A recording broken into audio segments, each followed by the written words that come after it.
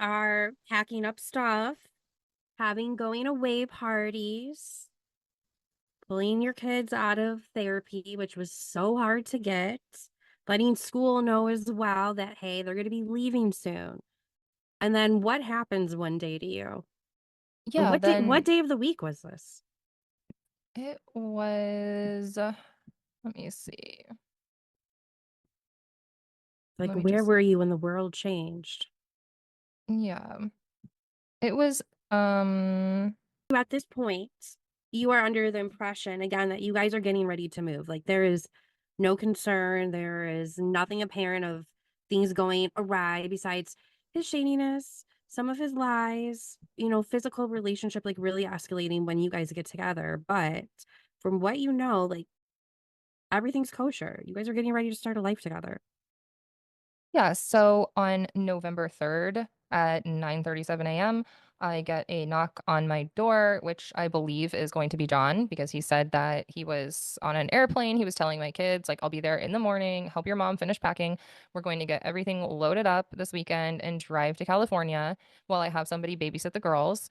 Um, literally involving my children with this move. He knew I pulled them out of therapy and out of school. He said, don't worry because we're going to get them all kinds of services out there. It's actually much better because they'll have Medi-Cal. And he knew like what kind of intensive therapies my daughter and son were in because he had taken them to those therapies, Mhm. because my daughter is nonverbal. And I go to the door, expecting it to be him after he just texted me, I love you, like 30 minutes prior. And it is a Pinellas County Sheriff's officer. And she hands me a basically an order to show up in court for stalking with John's name on it, and a case number. And it was for protection against domestic violence filed against me by him. So I was in shock, obviously. Mhm.